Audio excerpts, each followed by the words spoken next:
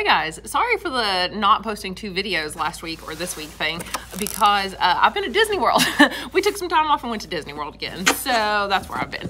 Anyway, I thought I'd do an unboxing today. We have our Junior Library Guild March box, so here we go.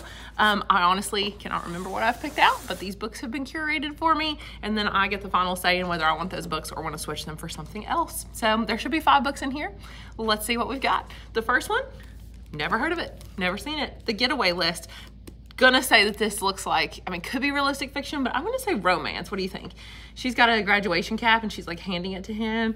There's a big city in the background. Author of Tweet Cute. Okay, I'm thinking this is a romance. Let's take a look. Oh, I don't wanna read this whole thing. Okay, well, it is a romance, so there's that. It's an uplifting and romantic read.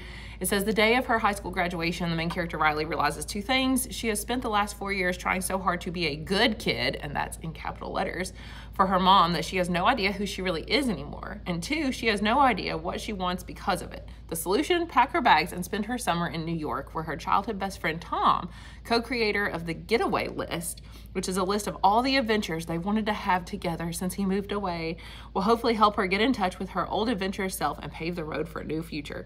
But of course, there's gonna be problems. So yeah, I'm not gonna read the whole next paragraph, but it's a big adventure. And it's the biggest adventure is not the one you take, but the one you feel in your heart. Okay, I'm not gonna be reading this one, but it sounds like a fun little romance for somebody who likes romance and adventure and wants something uplifting. Okay, next, I don't recognize like any of these that I see in here right now. Oh, I do see one I think I know later, but never heard of this one either, ever. Out of Body.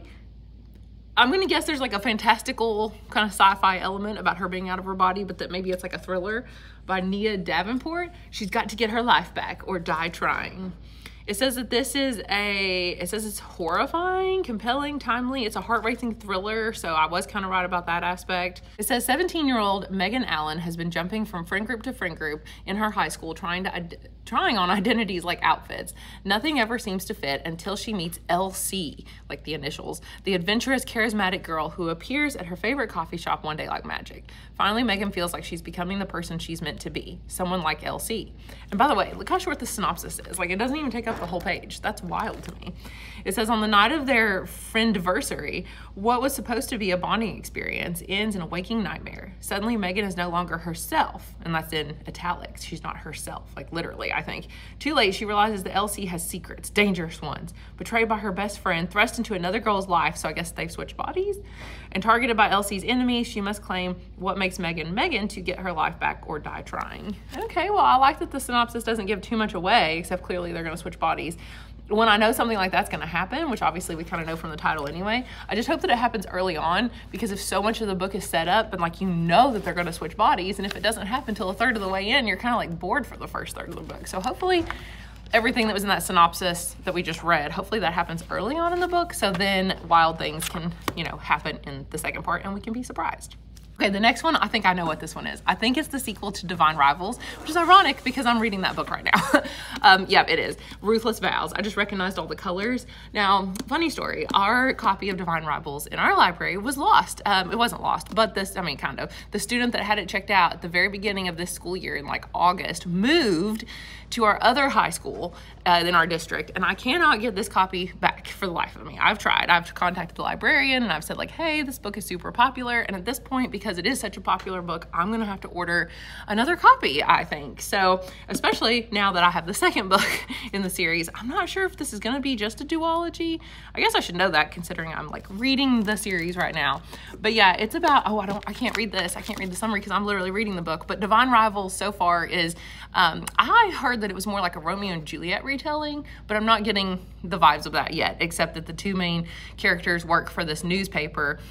They're both columnists, and they're kind of competing for like this special job at the newspaper, and so they are enemies, obviously, kind of like they don't like each other, and his family's like really rich and her family's really poor, and I don't think their families are necessarily enemies though, but they like both have tragedies with like someone has died in their family, so they're kind of going through some similar things.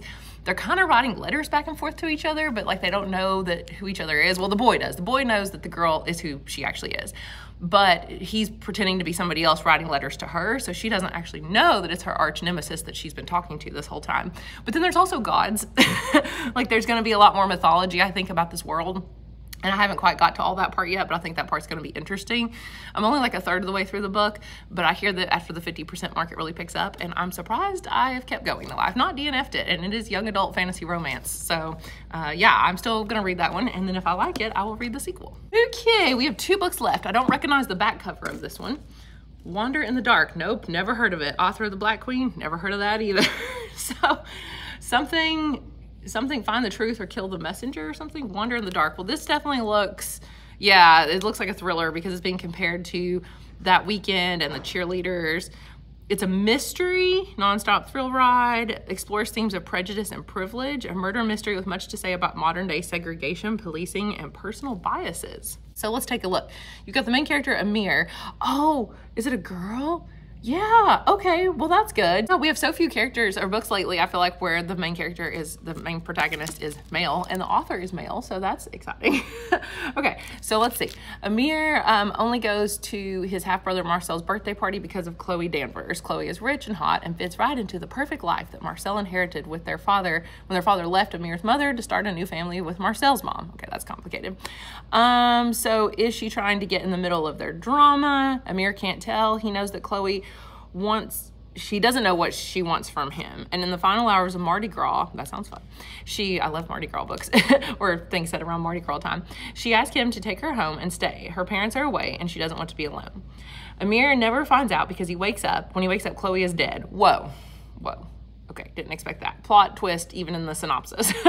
Stabbed while he was passed out on the couch. And in no time, Amir becomes the only suspect. A black teenager caught fleeing the scene of a rich white girl's murder. All of New Orleans agrees the case is open and shut. Yes, it's set in New Orleans. Okay, well, we know I love Anne Rice and everything about New Orleans, so I guess I'm gonna have to read this book because it's also a murder mystery, so. Amir is innocent. He has a lawyer, but unless someone can figure out who really killed Chloe, things don't look good for him. His number one ally is Marcel, his brother. It's his brother, right? Yeah, half-brother. Their relationship is messy, but Marcel knows that Amir isn't a murderer, and maybe proving his innocence will repair the rift between them.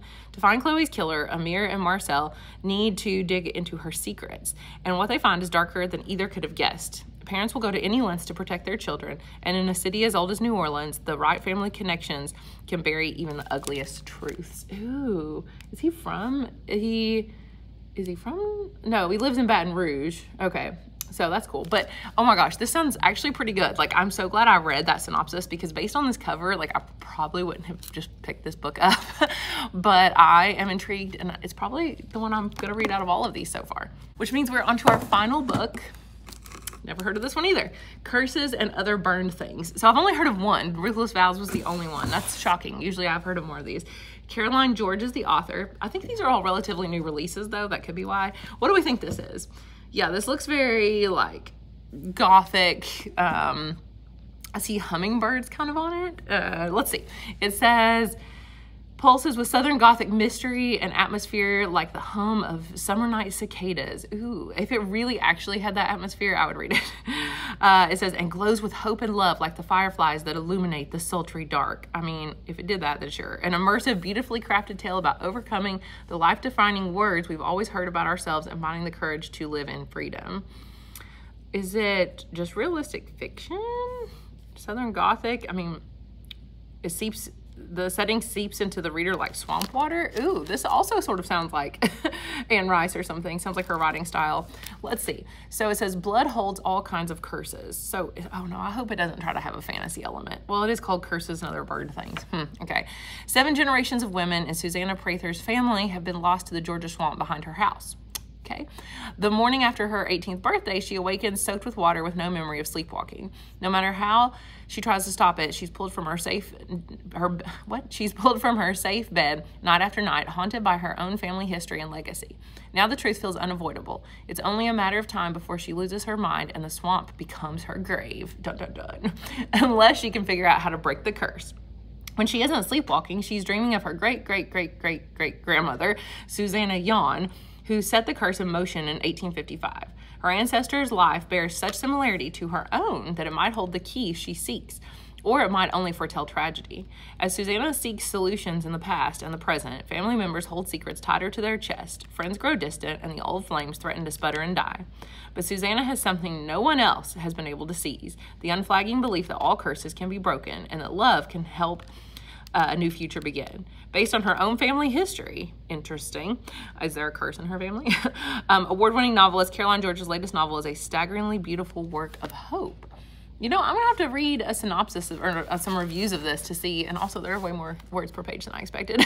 I'm gonna see if this sounds like it actually has good reviews, because I mean, it does sound pretty cool. I don't know what category this is gonna go in. Is it like horror, mystery, fantasy? I don't know. I'll have to see what other people have categorized it as to know what genre we're gonna put it in our library, because I'm not actually sure. Sometimes they're kind of, well, or even historical fiction potentially, depending on if it's set in modern day at the beginning or not. But yeah, I'll just have to see what most people are saying about this one. So out of these, like, I may read Ruthless Vows, obviously, if I like Divine Rivals. But the two, for once, I'm actually really interested in two of these. I think I will try this one, because just the writing style, if it is so atmospheric, it reminds me of like Anne Rice, and I might read it. But then this one is also set in New Orleans, but is a kind of a murder mystery. So I kind of want to read this one, which I'm like, this is really rare for me. So I'm gonna go see if we have the audiobooks for either of these two books, but those are the ones I'm most excited about.